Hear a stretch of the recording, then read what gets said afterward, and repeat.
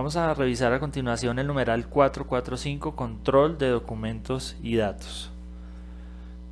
Este numeral lo que nos pide es establecer y mantener, por una parte, procedimientos para controlar todos los documentos. Recordemos que cuando la norma nos hable o mencione la palabra mantener procedimientos, nos está hablando de que exista algún documento que haga mención o que desarrolle todos los controles que acá nos van a mencionar. Entonces, en este caso debe existir un documento, procedimiento, que explique cómo se va a llevar el control de toda la documentación. Muchas organizaciones le llaman a ese documento un procedimiento de control de documentos. En otros casos le llaman procedimiento de control de información documentada. O puede que tenga otro nombre en diferentes organizaciones, pero al final debe ser un documento y el cual debe llevar o debe contener información sobre los siguientes aspectos. Uno de ellos, que solo individuos autorizados puedan localizar y tener acceso a estos documentos. Entonces ese procedimiento nos debería informar cómo se establece que solo ciertas personas o ciertos cargos tengan acceso autorizado. Si encontramos que el procedimiento en ninguna parte dice que el documento tiene algún tipo de control frente a su uso no autorizado, pues haría falta esa parte dentro de lo que nos esté presentando la organización. Como vemos acá, nos está diciendo puntualmente que solo individuos autorizados pueden tener acceso a los documentos.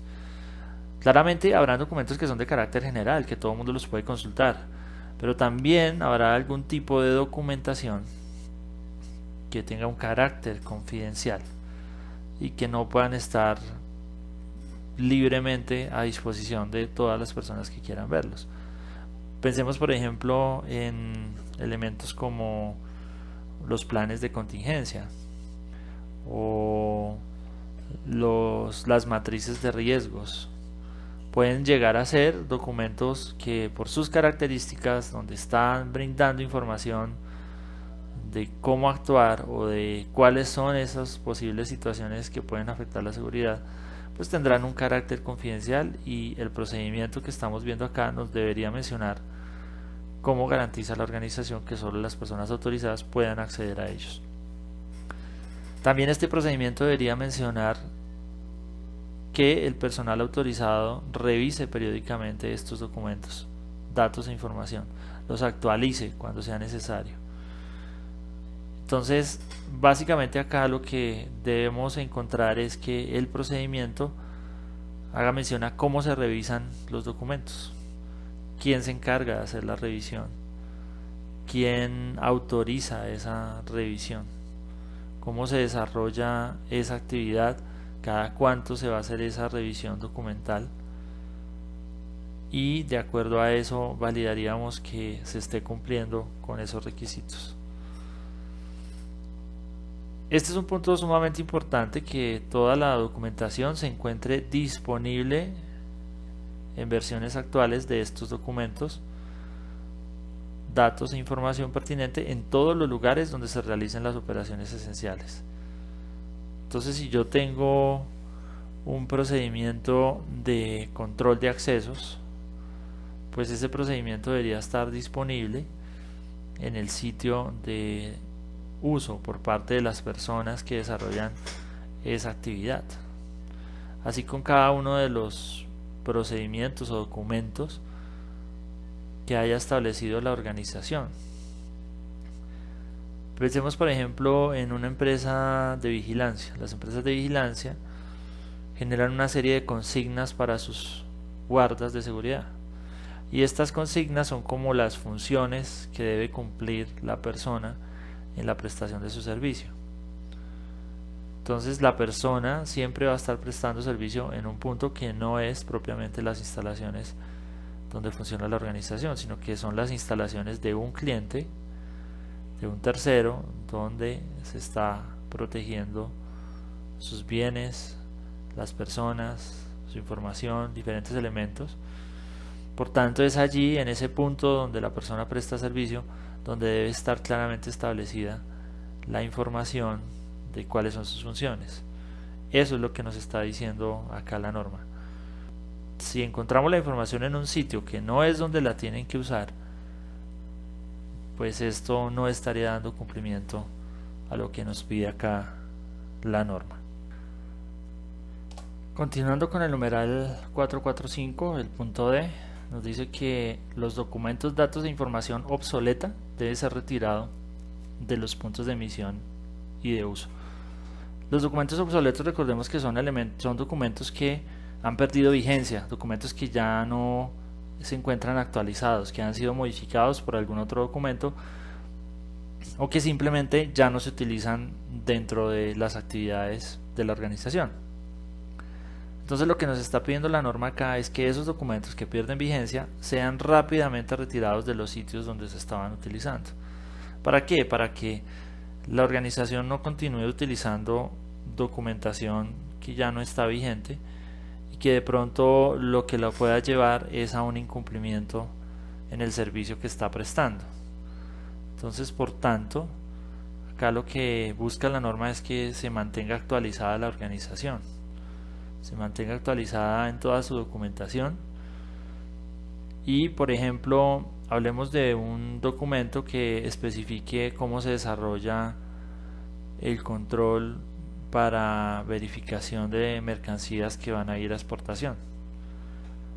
Entonces las personas cuentan con un documento que les explica esa información, vamos a suponer que en una carpeta y en el punto de uso, y resulta que ya hace un mes cambió la forma de hacer esas actividades, se incluyeron una nueva serie de requisitos, llegó alguien nuevo al proceso y le dijeron, en esta carpeta está la información de lo que usted debe hacer, léalo y ejecute esas actividades. Pero entonces resulta que la persona leyó una versión que no es la vigente, por tanto dejó de ejecutar controles nuevos que se habían incluido en la última versión. ¿Qué puede llevar eso? A una situación que afecte la seguridad. Es por ello que la norma habla de retirar cualquier tipo de documento obsoleto. ¿Cómo vamos a verificar esto? Vamos a ir al puesto, al sitio de trabajo, y vamos tomando muestreos de los diferentes documentos que veamos que se manejan en ese proceso. Y luego vamos a contrastar con los encargados del sistema de gestión, con la persona responsable, a través del control que la organización haya establecido, si esos documentos sí son los vigentes o ya no están vigentes. Muchas organizaciones, para llevar ese control de la información actualizada, utilizan algo que se llaman los listados maestros. Entonces, a través de un listado maestro de documentos se puede determinar si el documento que se está utilizando sí es vigente, comparándolo con su versión, si se usa versión, o con la fecha de actualización, con los diferentes criterios que haya establecido la organización para llevar ese control.